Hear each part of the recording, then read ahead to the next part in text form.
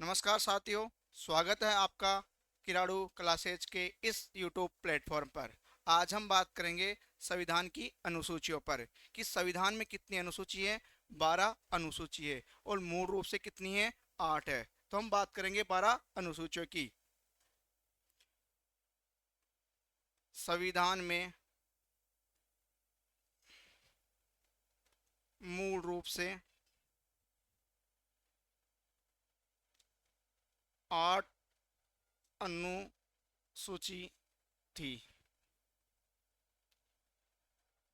संविधान में मूल रूप से 8 अनुसूची थी। वर्तमान में वर्तमान में 12 अनुसूचियां हैं। वर्तमान में 12 अनुसूचियां हैं। वर्तमान में 12 अनुसूचियां हैं और मूल रूप से 8 अनुसूची थी। जो 4 अनुसूची जोड़ी गई है वो बाद में संविधान संशोधन के माध्यम से जोड़ी गई है। कालांतर में कालांतर में अनुसूचियों को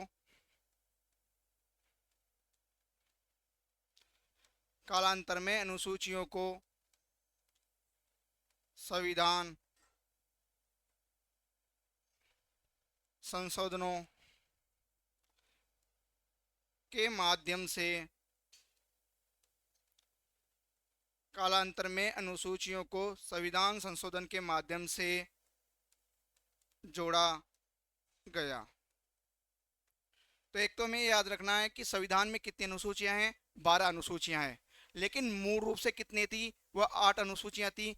बाद में 9वीं अनुसूची, 10वीं अनुसूची, 11वीं और 12वीं अनुसूची को संविधान संशोधनों के माध्यम से जोड़ा गया। तो हम बात करेंगे आज कि किस प्रकार इन अनुसूचियों को जोड़ा गया और इन अनुसूचियों में क्या क्या कहा गया है। हम सबसे पहले बात करेंगे एक ट्रिक की। SSORSC जनसभा।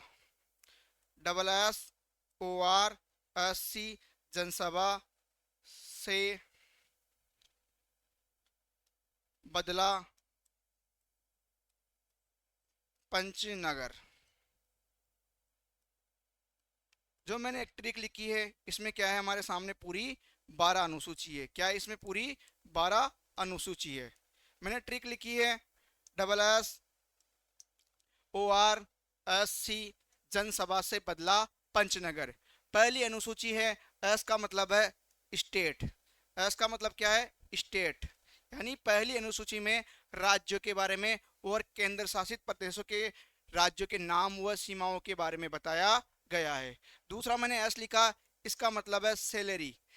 यानी दूसरी अनुसूची में संचित निधि पर भारित वेतन की बात की गई है। तीसरी अनुसूची में लिखा ओ का मतलब है ओथ। ओथ यानी शपथ। तीसरी अनुसूची में विभिन्न शब्दों के प्रारूप की बात की गई है। चौथी सूची में हम बात करें, आर का मतलब है राज्यसभा। राज्यसभा। 34 अनुसूची में बताया गया है राज्यसभा के लिए सीटों का आवंटन। इसके बाद 5 का मतलब है शेड्यूल एरिया।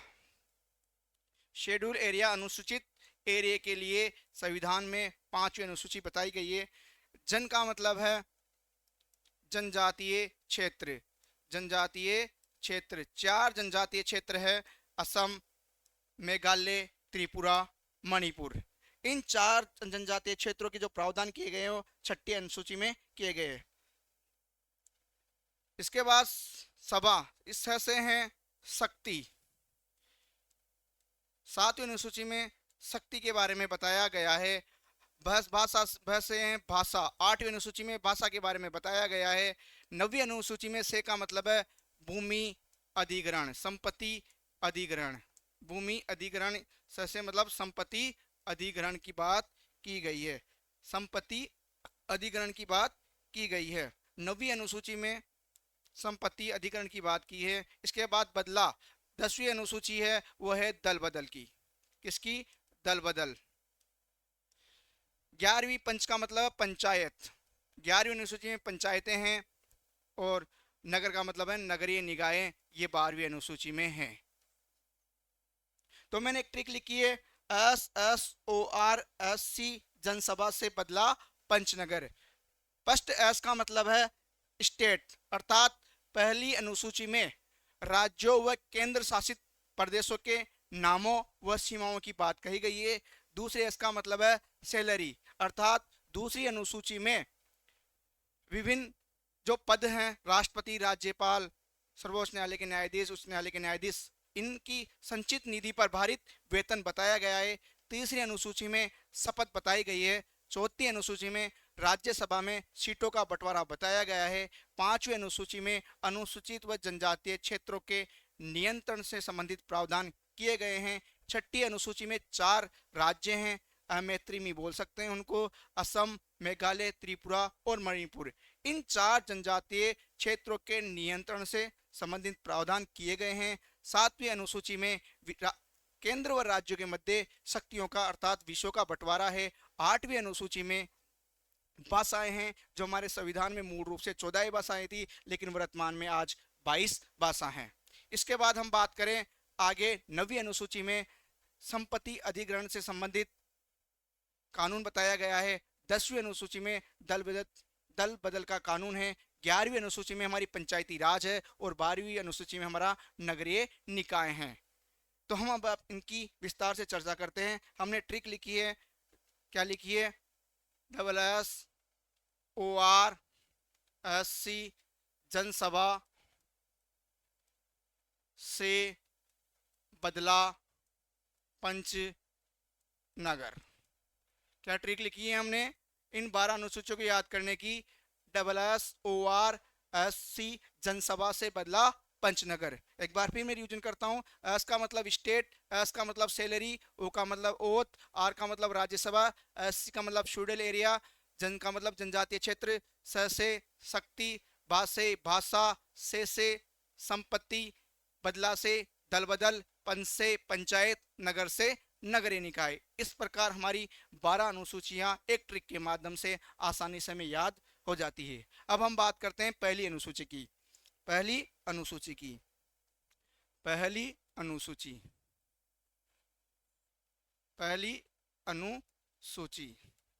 पहली अनुसूची हमारी क्या है, इसका मतलब स्टेट, अर्थात इस अनुसूची में पहली अनुसूची में क्या बताया गया है, पहली अनुसूची में बताया गया है राज्यों व केंद्र शासित प्रदेशों के नाम व सीमाएं। स्टेट पहली अनुसूची में, इसका मतलब है स्टेट पहली अनुसूची में बताया गया है राज्यों व केंद्र शासित प्रदेशों के जो नाम है वो सीमाएं हैं, उनके बारे में चर्चा पहली अनुसूची में की गई है। इसके बाद बात करते हैं दूसरी अनुसूची की। कौन सी अनुसूची की, दूसरी अनुसूची की। दूसरी अनुसूची कौन सी अनुसूची, दूसरी अनुसूची। दूसरी मतलब इसका मतलब दूसरे क्या कहता, सैलरी, अर्थात इस अनुसूची में क्या बताया गया है, वेतन बताया गया है। और कौन सा वेतन, संचित निधि पर भारित वेतन। संचित निधि पर भारित वेतन की बात दूसरी अनुसूची में की गई है। सैलरी की बात दूसरी अनुसूची में की गई है। अब केंद्र सरकार के कौन से पद हैं जो संचित निधि पर भारित हैं, और राज्य सरकार के कौन से पद हैं जो संचित निधि पर भारित हैं, हम उनकी बात करेंगे। संचित निधि केंद्र सरकार की भी अलग होती है और राज्य सरकार की भी अलग होती है, हम उनकी बात करेंगे। तो केंद्र सरकार के पद, और हम एक तरफ बात करेंगे राज्य सरकार के पद जो दूसरी अनुसूची में शामिल है, वो है राष्ट्रपति। केंद्र सरकार की बात करें तो राष्ट्रपति का पद संचित निधि की से दिया जाता है। इधर बात करें राज्य में तो राज्यपाल। इधर बात करें राज्यसभा। राज्यसभा में कौन होता है, एक होता है सभापति और एक होता है उपसभापति। तो राज्यसभा का सभापति और उपसभापति, इन दोनों का वेतन भी कहां से दिया जाता है, संचित निधि से दिया जाता है, उपसभापति। इसकी बात करें लोकसभा। लोकसभा में भी 2 पद होते हैं, लोकसभा अध्यक्ष और उपाध्यक्ष। क्या हो जाएगा? अध्यक्ष। दूसरा हो जाएगा लोकसभा उपाध्यक्ष। इसके बाद बात करें, वो आता है उच्चतम न्यायालय के, उच्चतम न्यायालय के न्यायाधीश। उच्चतम न्यायालय के न्यायाधीश होते हैं, उनका वेतन भी संचित निधि से दिया जाता है। उनका वेतन भी दूसरी अनुसूची के तहत दिया जाता है। इधर राज्य की बात करें, राज्यपाल हो गया। इसके बाद हो गया विधान परिषद। जिन राज्यों में विधान परिषद होती है उनके सभापति और उपसभापति, उनके सभापति और उपसभापति। इसके बाद बात करते हैं विधानसभा। विधानसभा के अध्यक्ष और उपाध्यक्ष। विधानसभा के अध्यक्ष और उपाध्यक्ष। इसके बाद बात करते हैं उच्च न्यायालय के न्यायाधीश की। उच्च न्यायालय के न्यायाधीश। ये तो हो गया हमारा कंपैरिजन कि राष्ट्रपति इधर हो गया, राज्यपाल इधर हो गया, राज्यसभा का सभापति उपसभापति, उधर राज्य में हो गया विधान परिषद का सभापति और उपसभापति, इधर हो गया लोकसभा का अध्यक्ष उपाध्यक्ष, उधर हो गया विधानसभा का अध्यक्ष और उपाध्यक्ष, इधर हो गए उच्चतम न्यायालय के न्यायाधीश, उधर हो गए उच्च न्यायालय के न्यायाधीश। इनके पद क्या है? दूसरी अनुसूची के जो वेतन दिया गया है संचित निधि पर भारित है, उनसे इनका वेतन दिया जाता है। एक इधर 5वें नंबर पर आएगा नियंत्रक एवं महालेखा परीक्षक, CAG। नियंत्रक एवं महालेखा परीक्षक, महालेखा परीक्षक। इसका वेतन भी दूसरी अनुसूची में बताया गया है, जो कि क्या है? संचित निधि से दिया जाता है। नियंत्रण एवं महालेखा परीक्षक, इसको अपन क्या बोलते हैं? CAG बोलते हैं शॉर्ट में, केक। और ये हमारे संविधान के अनुच्छेद 148 में इसका उल्लेख है। अनुच्छेद 148 में क्या है? CAG का उल्लेख है। नियंत्रण एवं महालेखा परीक्षक का जो वेतन है वो भी दूसरी अनुसूची के तहत संचित निधि पर भारित होता है। लेकिन हमें एक आगे नोट डाल के लिखना है कि उच्च न्यायालय के जो न्यायाधीश होते हैं, हाई कोर्ट के जो न्यायाधीश होते हैं, उच्च न्यायालय के जो न्यायाधीश होते हैं की पेंशन संघ यानी केंद्र की संचित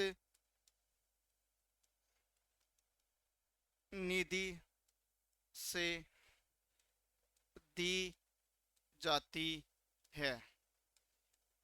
अर्थात अभी हमने बात की कि जो उच्च न्यायालय के न्यायाधीश होते हैं उनको जो वेतन दिया जाता है वो राज्य की संचित निधि से दिया जाता है। हमने एक तरफ संघ की केंद्र की संचित निधि की बात की, उसमें आता है राष्ट्रपति, राज्यसभा का सभापति उपसभापति, लोकसभा का अध्यक्ष उपाध्यक्ष, उच्चतम न्यायालय के न्यायाधीश, और इसके अलावा आता है कि एक नियंत्रण एवं महालेखा परीक्षक का जो पद होता है वो भारत की संचित निधि पर भारित होता है, उनका वेतन वहां से दिया जाता है। हमने राज्य की संचित निधि की बात की, उसमें आता है राज्यपाल, विधानसभा का अध्यक्ष उपाध्यक्ष, विधान परिषद का सभापति उपसभापति, उच्चतम न्यायालय के न्यायाधीश। लेकिन यहाँ पे मैंने एक नोट लिखा है, ये लिखा है कि जो उच्चतम न्यायालय के अलावा उच्च न्यायालय के न्यायाधीश होते हैं उनको जो पेंशन दी जाती है वो केंद्र सरकार की अर्थात संघ की संचित निधि से दी जाती है, न कि राज्य की संचित निधि से। जो उच्च न्यायालय का न्यायाधीश होता है, जो जज होता है, उसको जो सैलरी मिलती है वर्किंग टाइम में, जब तक वो पद पर रहते हुए कार्य करता है तब तक उसका वेतन राज्य की संचित निधि से दिया जाएगा। ऐसा जज जो उस न्यायालय में हाई कोर्ट में कार्य करता है, जब तक वह सेवानिवृत्त नहीं हो जाता तब तक उसका वेतन राज्य की संचित निधि से दिया जाता है। लेकिन वह अपने रिटायरमेंट के बाद, सेवानिवृत्त होने के बाद जो उसको पेंशन दी जाती है वो राज्य की संचित निधि से ना देकर किसकी दी जाती है? केंद्र सरकार की, संघ सरकार की संचित निधि से दी जाती है। ये ध्यान रखना है। मैंने नोट ला के लिखा भी है, उस न्यायालय के न्यायाधीश की जो पेंशन होती है वो केंद्र सरकार की संचित निधि के माध्यम से दी जाती है। अब हम बात करते हैं तीसरी अनुसूची की। किसकी बात करते हैं? तीसरी अनुसूची। तीसरी अनुसूची है हमारी, तीसरी अनुसूची वो किसके बारे में? उसका मतलब ओथ मतलब शपथ। क्या बताया गया है इसमें? तीसरी अनुसूची में बताया गया है विभिन्न शपथों का प्रारूप। विभिन्न शपथों का प्रारूप और बताई गई है। शपथ के बारे में बताया गया है कि शपथ का प्रारूप कैसा होगा, वह तीसरी अनुसूची में बताया गया है। राष्ट्रपति, उपराष्ट्रपति, या हम बात करें, आपको पता है राष्ट्रपति शपथ कब लेता है, कौन से अनुच्छेद के लेता है? अनुच्छेद 60 के तहत। उपराष्ट्रपति लेता है अनुच्छेद 169 के तहत और राज्यपाल लेता है 159 के तहत। वो तीसरी अनुसूची में नहीं आते हैं। हम बात करेंगे कौन कौन सी जो शपथ होती है उनका प्रारूप तीसरी अनुसूची में आता है। तो हम बात करेंगे इधर केंद्र की बात और एक तरफ करेंगे राज्य की बात। केंद्र और राज्य कि किस किस की शपथ तीसरी अनुसूची में बताई गई है। तीसरी अनुसूची में शपथ बताई गई है सांसद के उम्मीदवार, संसद के उम्मीदवार। जो संसद के उम्मीदवार होते हैं उनकी शपथ के बारे में तीसरी अनुसूची में बताया गया है। दूसरी, जो सांसद बनते हैं उनकी शपथ के बारे में तीसरी अनुसूची में बताया गया है। इसके अलावा जो मंत्री बनते हैं उनके बारे में भी तीसरी अनुसूची में बताया गया है। इसके अलावा इधर बात करें हम राज्य की, तो इधर आते हैं विधानसभा, विधान परिषद के उम्मीदवार। विधानसभा और विधान परिषद के उम्मीदवार की शपथ तीसरी अनुसूची में है। विधान परिषद और विधान सभा के जो उम्मीदवार हैं उनकी शपथ तीसरी अनुसूची में है। कौन सी अनुसूची में है? तीसरी अनुसूची में है। इसके अलावा जो विधायक होते हैं उनकी शपथ भी तीसरी अनुसूची में है। इसके अलावा जो मंत्री होते हैं उनकी शपथ भी तीसरी अनुसूची में है। इधर केंद्र में बात करें तो के जो नियंत्रण एवं महालेखा परीक्षक होता है इसकी शपथ भी किस में है? केंद्र सरकार की तीसरी अनुसूची में है।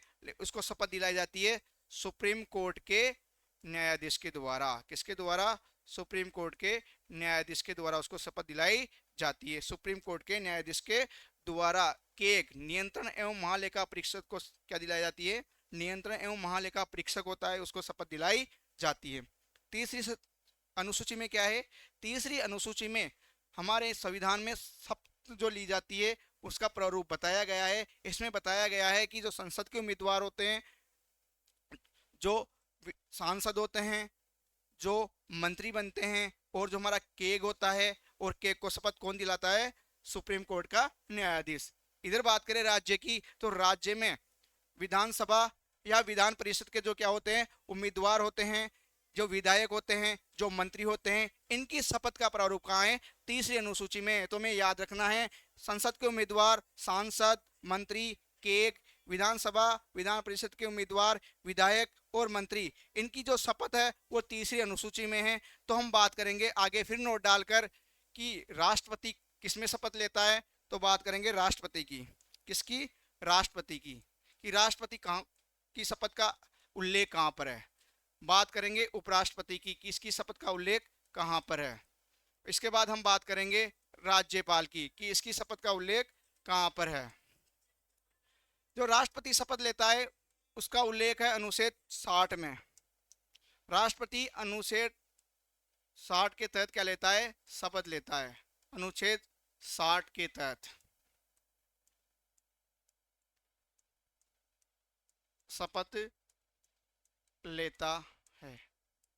इसके बाद उपराष्ट्रपति अनुच्छेद 69 के तहत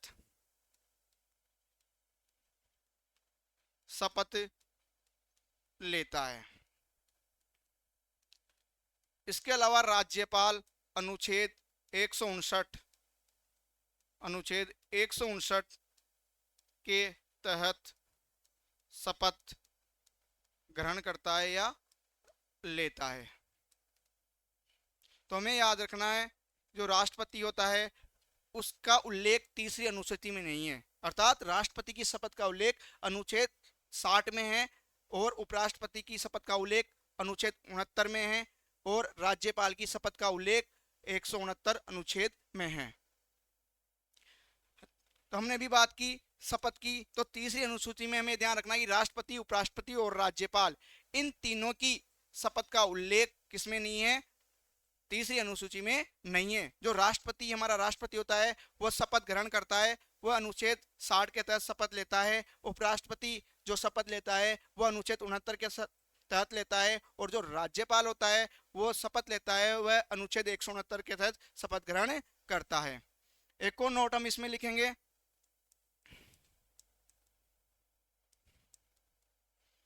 कि जो लोकसभा के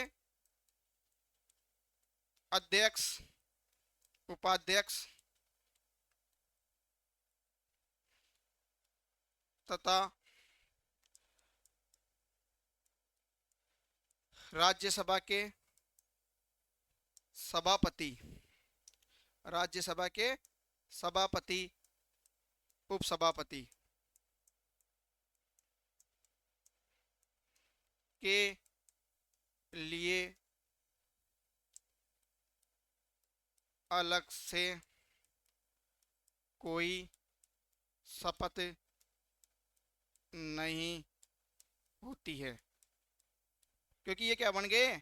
एमएलए एमपी, एमएलए बन जाते हैं, एमपी बन जाते हैं। तो यही क्या करते हैं, क्या बनते हैं? राज्य सभापति, उपसभापति बनते हैं। और क्या बनते हैं? जैसे राज्यसभा का सभापति कौन होता है? उपराष्ट्रपति होता है। और उपराष्ट्रपति क्या करता है? अनुच्छेद 69 के तहत शपथ ले लिए। लोकसभा का अध्यक्ष, उपाध्यक्ष क्या होंगे? ये क्या होंगे? संसद के सदस्य होंगे। और ये संसद के सदस्य के तहत शपथ ले लेते हैं। इसी प्रकार विधानसभा के अध्यक्ष और उपाध्यक्ष, विधानसभा के अध्यक्ष, उपाध्यक्ष और विधान परिषद के सभापति, उपसभापति विधानसभा के अध्यक्ष और उपाध्यक्ष के लिए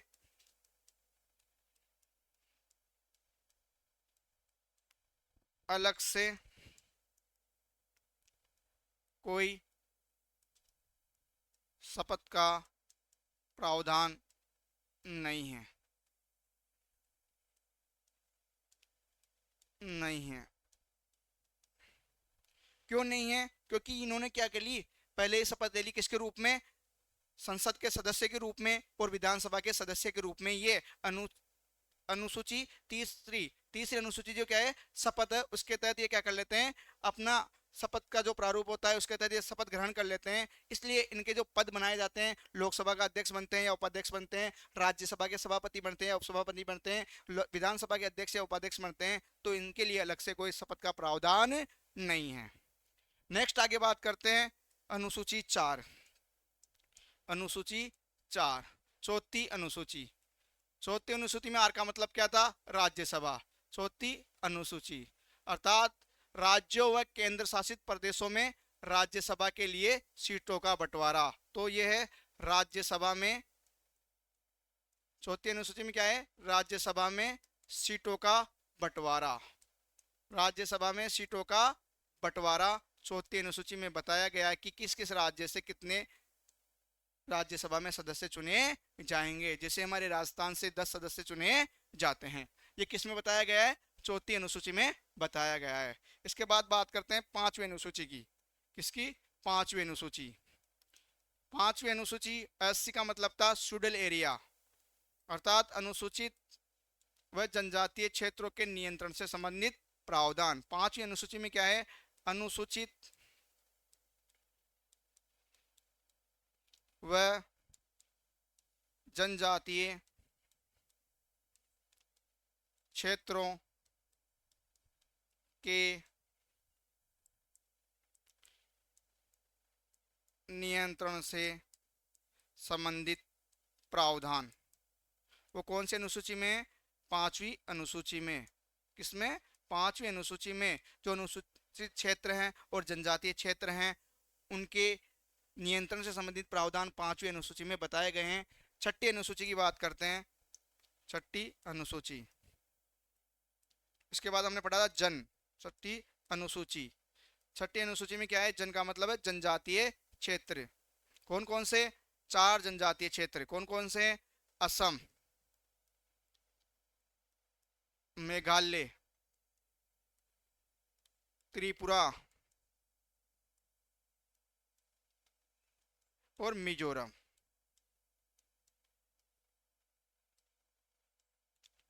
के नियंत्रण से संबंधित प्रावधान किसमें, छठी अनुसूची में है। आप इसको आसानी से याद कर सकते हो कैसे, इसको हम चार राज्यों का नाम अमैत्री मी के नाम से याद कर सकते हैं। अमैत्री मी, ए का मतलब असम, मे का मतलब मेघालय, त्रि का मतलब त्रिपुरा, मी का मतलब मिजोरम। तो छठी अनुसूची में चार राज्य असम, मेघालय, त्रिपुरा और मिजोरम की बात की गई है। इनके नियंत्रण से संबंधित प्रावधान, ये भी क्या है, जनजातीय क्षेत्र है, लेकिन इनको अनुसूचित 6 में डाला गया है। इसके अलावा जो अनुसूचित क्षेत्र और जनजातीय क्षेत्र है उनका उल्लेख 5वीं अनुसूची में किया गया है। लेकिन चार राज्य अमैत्रिमी, असम, मेघालय, त्रिपुरा और मिजोरम, इन चार राज्यों का उल्लेख छठी अनुसूची में किया गया है। यदि एग्जाम में क्वेश्चन आए कि अनुसूचित जनजाति क्षेत्रों से संबंधित प्रावधान कौन से अनुसूची में है, तो उसका आंसर आएगा 5वीं। और क्वेश्चन आए असम, मेघालय, त्रिपुरा और मिजोरम के जनजातीय क्षेत्र से संबंधित प्रावधान कौन से अनुसूची में है, तो इसका आंसर आएगा छठी अनुसूची। ये चार राज्यों का नाम दिया गया है जिसको हम याद कर सकते हैं अमैत्रिमी के नाम से। ए का मतलब असम, मे का मतलब मेघालय, त्रि का मतलब त्रिपुरा, मी का मतलब मिजोरम। इन चार राज्यों के नियंत्रण से जो संबंधित प्रावधान है वो हमारे संविधान की छठी अनुसूची में बताए गए हैं। बात करते हैं अब 7वीं अनुसूची की। 7वीं अनुसूची,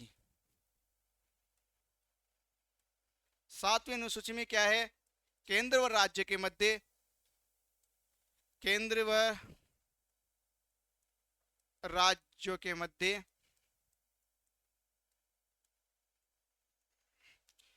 विषयों का बंटवारा अर्थात शक्ति का बंटवारा, विषयों का बंटवारा। हम बात करेंगे, सूची को 3 भागों में बांटा गया है। हमारी होती है एक तो संघ सूची, एक होती है राज्य सूची और एक है समवर्ती सूची। ऐसे विषय जो संघ सूची में होते हैं उन पर कानून बनाने का अधिकार केंद्र सरकार को होता है। ऐसे विषय जो राज्य सूची में शामिल है उन पर कानून बनाने का अधिकार राज्य सरकार को होता है। और ऐसे विषय जो समवर्ती सूची में शामिल है उन पर केंद्र सरकार व राज्य सरकार दोनों कानून बना सकती है। लेकिन यदि दोनों के कानूनों में, केंद्र सरकार के कानून और राज्य सरकार के कानून, दोनों के कानून